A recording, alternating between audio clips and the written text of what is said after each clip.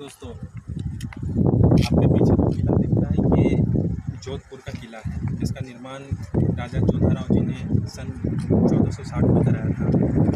और यह किला लगभग कई दशकों से आज भी मजबूती के साथ खड़ा है।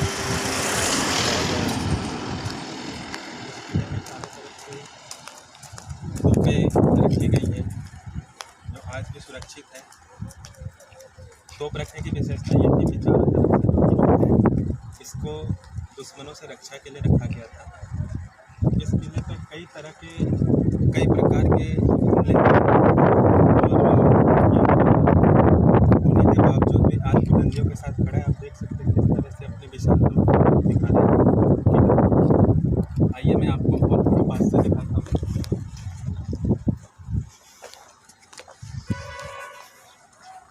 दोस्तों, राजा जोधाराव जी ने इस किले का निर्माण तब कराया था जब यहाँ दूर दूर तक कुछ नहीं हुआ करती थी। इसका मुख्य कारण था कि यहाँ पे इस किले का निर्माण करके एक समृद्ध राज्य की स्थापना की जाए और इस राज्य को देश के लिए, राष्ट्र के हित के लिए, खासकर मारवाड़ साम्राज्य राजस्थान शुरू से ही कई समस्याओं से घिरा हुआ प्रदेश रहा है। जल के मामले में पानी यहाँ बहुत कम थी, यहाँ मरुस्थल थी, रेगिस्तान होने के बावजूद यहाँ पे जनजीवन, पशु पक्षियों का भी रहना दुर्भर था। फिर भी राजा ने यहाँ पे इसका निर्माण करा के हजारों की संख्या में लोगों को बसाया, कई गांव बसे। जोधाराव जी के नाम से ही इस शहर का नाम जोधपुर पड़ा। बहुत ही सुंदर और बहुत ही अच्छा ये किला। आप लोग कभी भी आए, समय निकाल कर इस किले को देखें। इस किले में आपको बहुत सारी चीज़ें देखने को मिलेगी, बहुत सी पुरानी चीज़ें हैं यहाँ पे जो आप बिल्कुल देख सकते हैं। बहुत ही सुंदर। खड़े हैं यहाँ के पीछे महाराज का महल है। महाराजा यहाँ रहा करते थे और किले में तो तमाम तरह की राजनीतिक और सामाजिक गतिविधियाँ होती थी। तो आइए अब हम आपको किले के महल के अंदर चलते हैं और दिखाते हैं महाराज कहाँ रहते थे, कैसे सोते थे, क्या खाते थे, तमाम चीज़ें मैं बताता हूँ। आइए। जो तालाब देख रहे हैं, थोड़ा झूम करके दिखाएंगे। ये तालाब जो है, यहाँ महाराज स्नान किया करते थे। उनके लिए विशेष तरह से तालाब बनी हुई है। बहुत ही आश्चर्य की बात भी है कि ये इस पहाड़ी पे तालाब बहुत ही गहरा तालाब है।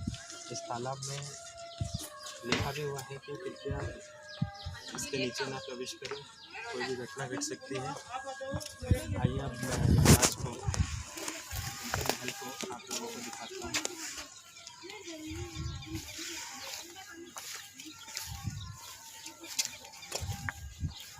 कितनी बड़ी रियासत है, आप सोच के देखें, कितनी बड़ी रियासत है यहाँ की।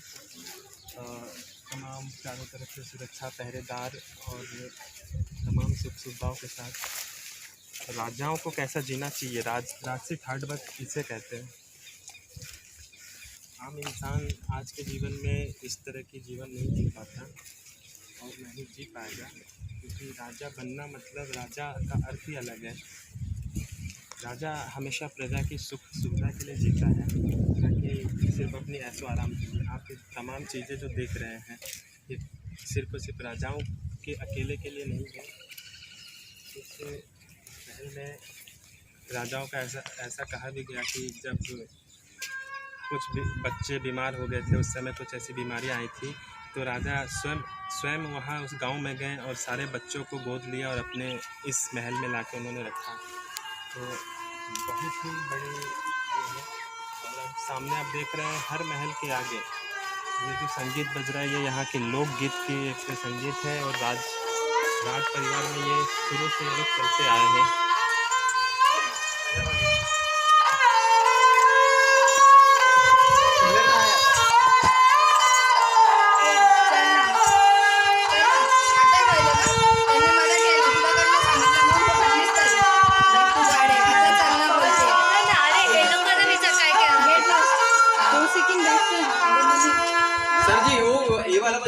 गदर वाला ऊर्जा काले कावाटे। तुम लोग बैठोगे, तुम लोग आगे वाले को देखो।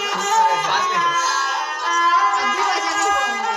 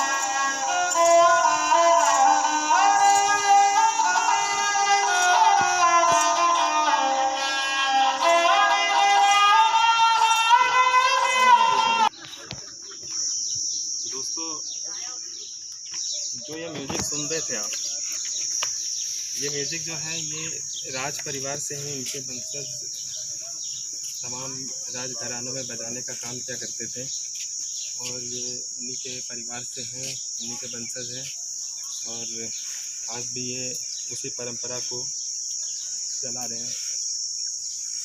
संगीत हर इंसान के अंदर होता है, संगीत से उनकी हर इंसान संगीत बिना नहीं जी सकता।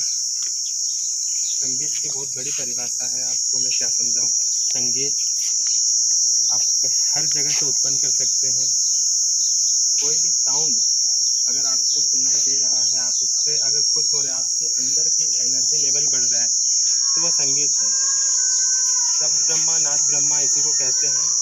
सदियों से संगीत हर प्राणी ने अपनाया है, संगीत को देवताओं ने भी संगीत को अपनाया। हर भगवान की आप प्रतिमूर्ति को देखें, वहाँ आपको संगीत की एक ना एक बात यंत्र जरूर मिलेगी। अब आइए मैं आपको आगे दिखाता हूँ। ये जो आप नक्काशी देख रहे हैं लाल पत्थरों से निर्मित है। ये लाल पत्थर काफ़ी आज के समय नहीं, पुराने ज़माने से काफ़ी महंगा और बहुत ही बेशकीमती पत्थरों में गिना जाता है।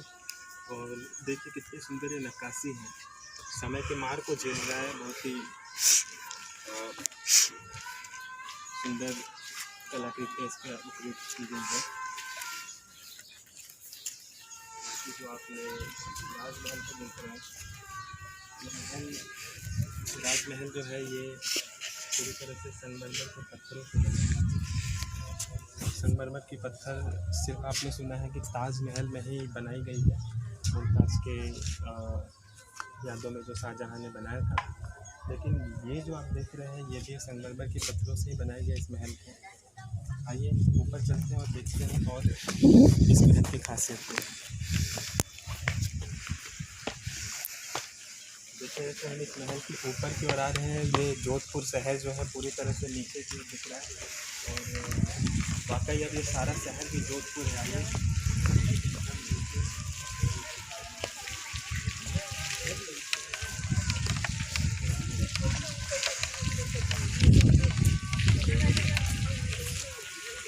दोस्तों एक बार मैं आपको नीचे दिखाना चाहूँगा। आप जो ये देख रहे हैं हमारे इतिहास की धरोहर है। बहुत ही प्राचीन कलाकृतियाँ, वहाँ की सभ्यताएं हमारी ये जो है आज समय की मार को झेल रहा है। देखिए किस तरह से बेजान सा पड़ा है, ना इसकी कोई मेंटेनेंस है ना कुछ है। फिर भी आम इंसान सिर्फ बात ही कर सकता है, आवाज़ उठा सकता है, उसके आगे कुछ नहीं। और तो देखिए ये पूरा शहर ब्लू सिटी के नाम से जाना जाता है। इस किले के आगे, इस महल के आगे बिल्कुल बौना सा दिख रहा है। यहाँ पे बैठना ऊपर से, यहाँ पे सेंटर में आएगा ना मामा। और सुनो ये नीचे से ना फोटो इधर यहाँ से सेंटर से नीचे बैठते हो।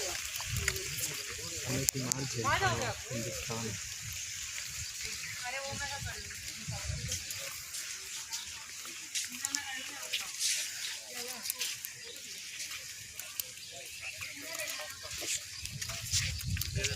ऐसे रियासत ना हुआ है ना कभी होगा। जितनी बड़ी यहाँ की रियासत, जितनी बड़ी यहाँ की साम्राज्य को आप देख रहे हैं, और जिस ज़माने में ये जितना विख्यात और प्रबल हुआ करता था, आज उसी तरह से बिल्कुल ठंडा पड़ा हुआ बेजान सा दिख रहा है। इसका मेन कारण कोई और नहीं, आम इंसान भी है और गवर्नमेंट भी है, जो हमारी ऐतिहासिक चीज़ों को बिल्कुल ध्यान नहीं देगा। हम तो आते हैं, घूमते हैं, कचरे फैलाते चले जाते हैं। आज भी यहाँ पे कई तरह की गंदगी पड़े हुए हैं और डस्टबिन रखना पड़ रहा है। हमें क्या ज़रूरत है इस ऐसे ऐतिहासिक जगहों पे डस्टबिन रखने की? ज़रूरी है हम ऐसी जगह पे आते हैं, अगर हम कोल्ड ड्रिंक पिएंगे, चिप्स खाएंगे और भी कुछ चीज़ें खा पी लें तो ही मुझे खुशी मिलेगी। अरे थोड़ा दिमाग तो लगाओ यार। बहुत ऐतिहासिक चीज़ें हैं, देखने की, अनुभव करने की चीज़ें हैं यहाँ, ना कि यहाँ गंदगी फैलाने की, पिकनिक पार्टी करने की। मंदिरों में जाते हो वहाँ पिकनिक पार्टी करते हो, ऐतिहासिक स्थल पे जाते हो। हमने बना रखा है, पार्क बना रखा है, आप वहाँ जाइए, गवर्नमेंट ने बना रखा है, सदियों से चली आ रही है। बाग बगीचों में जाकर अपना आनंद में भोजन करें। खैर आइए, आप कहीं भी जाओ ना, एक फोटोग्राफर लेकर जाया करो अपने साथ।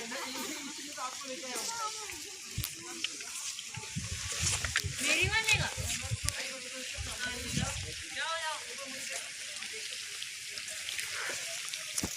घर है यानी मेकअप रूम, तमाम तरह के इत्र श्रृंगार के सामान उपस्थित थे यहाँ। रानी यहाँ सजती संवरती थी। उस ज़माने का मेकअप रूम बहुत ही सुंदर, लाजवाब है।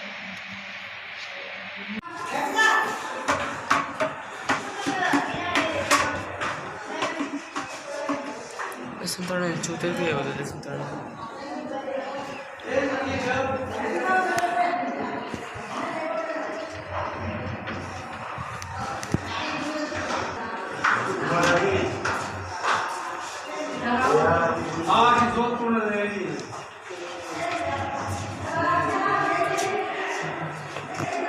राजाओं के